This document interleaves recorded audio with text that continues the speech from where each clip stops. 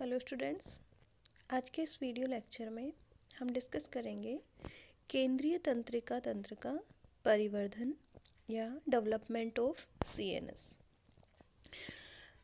Fertilisation के बाद में परिवर्धन के थर्ड वीक में, डेवलपमेंट का जब थर्ड वीक होता है उस टाइम पे नर्वस सिस्टम का डेवलपमेंट स्टार्ट होता है और यह जन्म के उपरांत भी कुछ सालों तक निरंतर चलता रहता है।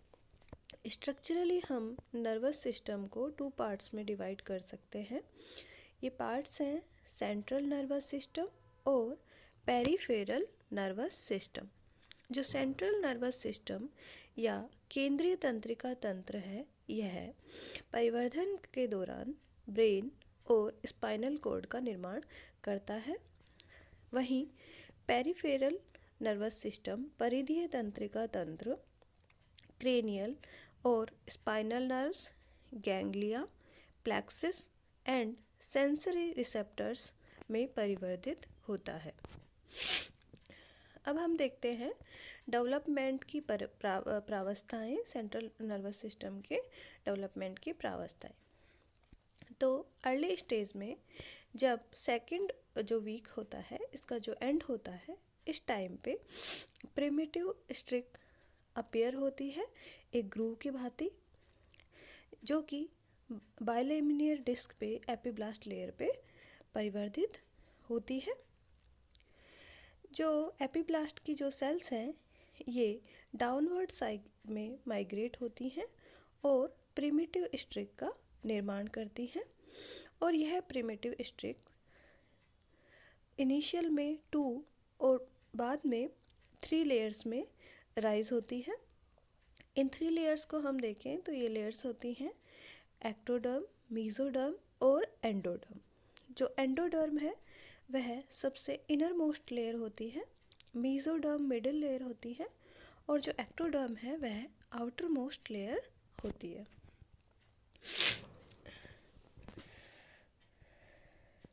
नर्वस सिस्टम का जो परिवर्धन है वह एक्टोडर्म के द्वारा होता है। यहाँ पे डायग्राम के अंदर हम तीनों जो जर्मिनल लेयर्स हैं इनके डेवलपमेंट को देख सकते हैं। फर्स्ट जो डायग्राम आपके सामने है, ये आप देख सकते हैं, इसके अंदर आपको एमनियोटिक कैविटी के पास में एपिब्लास्ट और हाइपोब्लास्ट सेल्स देखने को मिलती है। इन फ्यूचर में जो एपिब्लास्ट सेल होती हैं यह एक्टोडर्म में परिवर्तित होती हैं और जो हाइपोब्लास्ट जो सेल्स होती हैं ये एंडोडर्मल लेयर का निर्माण करती हैं और जो प्रिमिटिव स्ट्रिक की जो सेल्स होती हैं ये डिफ्रेंशिएट करती हैं और माइग्रेट करके मिडल मेसोडर्मल लेयर का निर्माण करती है। अब हम देखते हैं न्यूरुलेशन। जो न्यूरुलेशन है यह थर्ड वीक में प्रारंभ होता है। डेवलपमेंट की जब थर्ड वीक होता है उस टाइम पे न्यूरुलेशन प्रारंभ होता है। जो नोटोकॉर्ड है वह मेसोडर्म के अंदर अपीयर होती है और जो नोटोकॉर्ड है यह कुछ ग्रोथ फैक्टर्स को सीक्रेट करती है जो कि एक्टोडर्म को न्यूरो एक्टोडर्म में डिफ्रेंशिएट होने के लिए स्टिमुलेट करता है। ये जो ग्रोथ फैक्टर्स होते हैं ये क्या करते हैं, एक्टोडर्म को न्यूरो एक्टोडर्म में डिफ्रेंशिएट होने के लिए स्टिमुलेट करते हैं और यही न्यूरो एक्टोडर्म इन फ्यूचर में एक थिक स्ट्रक्चर जिसे हम न्यूरल प्लेट के नाम से जानते हैं इसमें कन्वर्ट होता है और जो न्यूरल प्लेट है यह इसके मार्जिनल जो एरियाज होते हैं, मार्जिनल, वहाँ पे सीमांत पे न्यूरल फोल्ड का निर्माण करती है।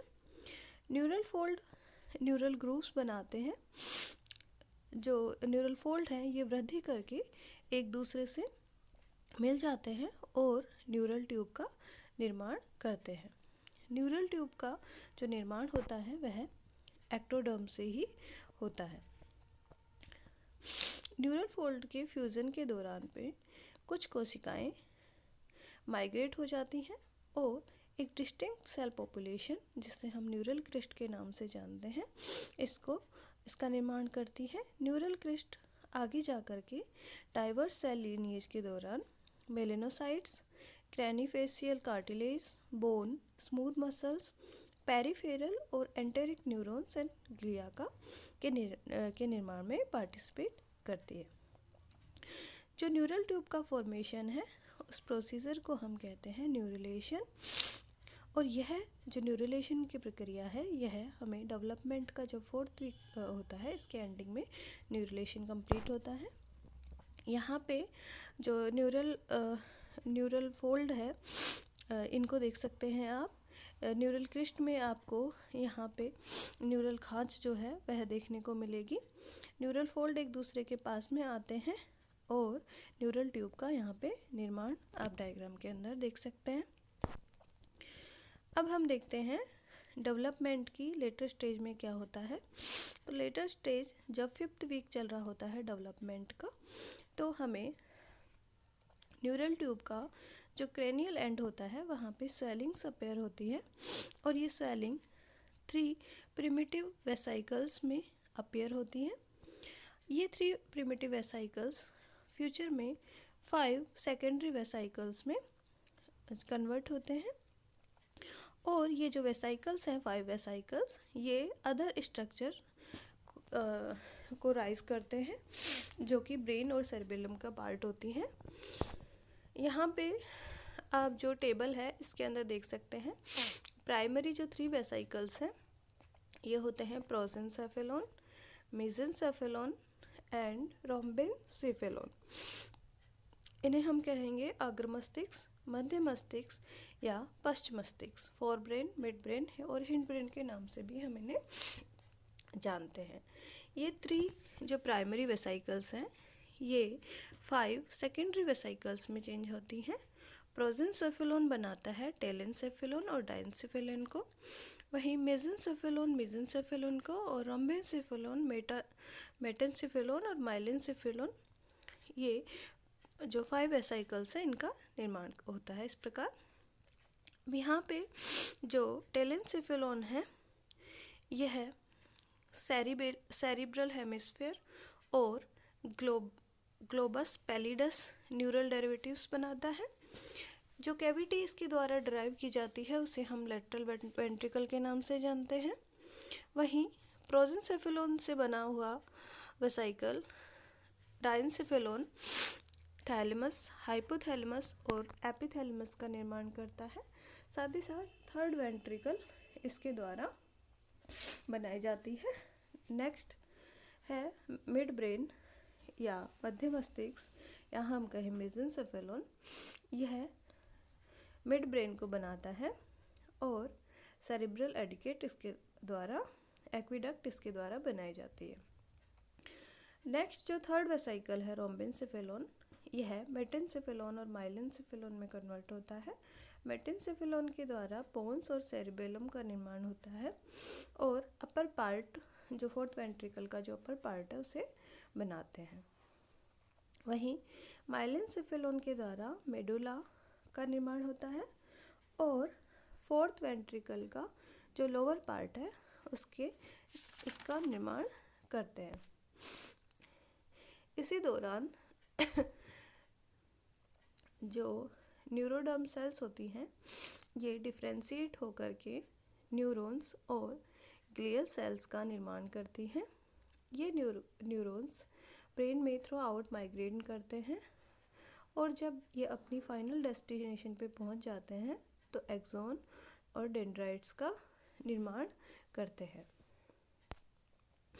यहाँ पे आप डायग्राम में देख सकते हैं कि परिवर्धन के दौरान पहले 3 और जो 4th वीक जब होता है एम्ब्रियो डेवलपमेंट का, उस दौरान 3 प्राइमरी ब्रेन वेसाइकल्स अपीयर होती हैं जिनके बारे में अभी हमने पढ़ा था, प्रोसेंसेफेलॉन, मेसेंसेफेलॉन या रोम्बेनसेफेलॉन, जिसे हम फोर ब्रेन, मिड ब्रेन और हिंड ब्रेन के नाम से जानते हैं। ये 5 सेकेंडरी ब्रेन वेसाइकल्स में कन्वर्ट होती हैं जब डेवलपमेंट का 5th वीक होता है। ये वेसाइकल्स हैं टेलेनसेफेलॉन, डायनसेफेलॉन, मेसेंसेफेलॉन, मेटेनसेफेलॉन और माइलेनसेफेलॉन, और इन फ्यूचर में ये डिफरेंट जो ब्रेन के पार्ट्स हैं cerebrum, eye cup, thalamus, hypothalamus and epithalamus, mid brain, pons, cerebellum और मेडुला ऑब्लिगेटा इसमें कनेक्ट होते हैं। डायग्राम में आप देख सकते हैं कि कौन से वेसिकल से किस स्ट्रक्चर का डेवलपमेंट हुआ है।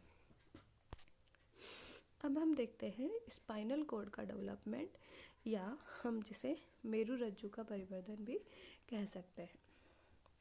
जब न्यूरल ट्यूब के क्रेनियल पार्ट से ब्रेन और सेरिबेलम का डेवलपमेंट होता है, उसी दौरान न्यूरल ट्यूब के कोडल एंड से स्पाइनल कॉर्ड का डेवलपमेंट होता है। इस दौरान जो स्पाइनल कॉर्ड है ये क्या होता है, पृष्ठ अधर में वृद्धि करती है और पार्श्व में चपटी हो जाती है। यह फोर लिम्ब और हिंड लिम्ब के जोड़ों पर फूल करके ब्रैंकियल स्वेलिंग और लंबर स्वेलिंग बनाती है।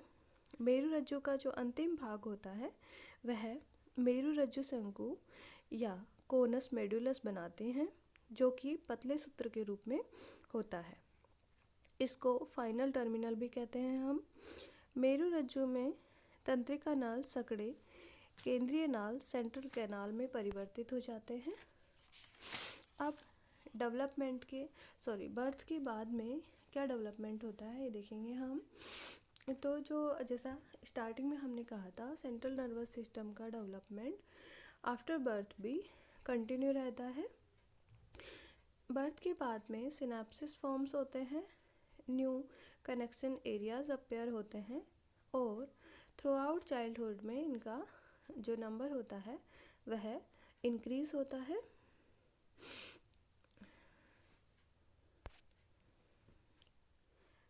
इस प्रकार आज के इस वीडियो लेक्चर में हमने सेंट्रल नर्वस सिस्टम का डेवलपमेंट स्टडी किया। तंत्रिका कोशिका और न्यूरोक्लिया कोशिका का जो निर्माण होता है वह मेनली दो प्रकार से होता है। एक तो होता है तंत्रिका नली की भित्ति से और दूसरा होता है तंत्रिका जो न्यूरल क्रिस्ट होते हैं, तंत्रिका किरीटी, इनकी कोशिकाओं से इनका डेवलपमेंट होता है। पहला जो है तंत्रिका नली की भित्ति से, इसमें तंत्रिका नली की भित्ति में न्यूरो एपिथेलियल कोशिकाएं व्यवस्थित रहती हैं। प्रारंभ में ये कोशिकाएं समसूत्र विभाजन द्वारा विभाजित होती हैं एवं जनन कोशिकाएं कहलाती हैं। दो कोशिकाओं में से एक कोशिका प्रवास कर तंत्रिका नाल में या तंत्रिका नली के अन्य भाग में प्रवास कर जाती है।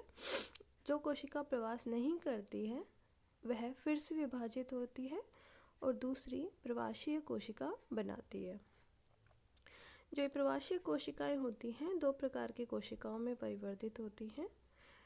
पहला है न्यूरोब्लास्ट सेल्स और दूसरी हैं स्पोंजियोब्लास्ट सेल्स। सेकंड जो डेवलपमेंट है वह होता है न्यूरल क्रिस्ट की जो सेल्स होती हैं उनके द्वारा। न्यूरल क्रिस्ट सेल्स के द्वारा मेरु तंत्रिका के पृष्ठमूल गैंग्लिया, कपाल तंत्रिकाओं के गैंग्लियाओं के कुछ भाग, रंजक कोशिकाएं, देही कंकाल, एड्रिनल ग्लैंड का जो मेडुलरी पार्ट होता है, इन सब का डेवलपमेंट हमें देखने को मिलता है। इस प्रकार हमने आज के इस वीडियो लेक्चर में जो सेंट्रल नर्वस सिस्टम का परिवर्धन है उसे स्टडी किया। इसका जो अर्ली स्टेज है डेवलपमेंट का, जहाँ पे प्रिमिटिव स्ट्रिक्स से एंडोडर्म, मेसोडर्म और एक्टोडर्म का निर्माण होता है और एक्टोडर्म आगे जाकर के नर्वस सिस्टम को डिराइव करते हैं। किस तरह से न्यूरलेशन की प्रक्रिया के द्वारा थर्ड वीक में जो न्यूरल ट्यूब है उसका निर्माण होता है और न्यूरल प्लेट का निर्माण होता है और जो न्यूरल प्लेट है यह आगे जा कर के जो दूसरे न्यूरल प्लेट आगे जा कर के न्यूरल ट्यूब का निर्माण करते हैं और जो न्यूरल ट्यूब का क्रेनियल पार्ट है उससे ब्रेन और स्पाइनल कॉर्ड का डेवलपमेंट होता है। ब्रेन और सेरिबेलम का डेवलपमेंट और जो कोडल पार्ट है उससे स्पाइनल कॉर्ड का डेवलपमेंट होता है। यहाँ हमने स्टडी किया न्यूरल ट्यूब किस तरह से जो ब्रेन के पास सेंट्रल नर्वस सिस्टम के पार्ट है इनका डेवलपमेंट करती है। Thank you.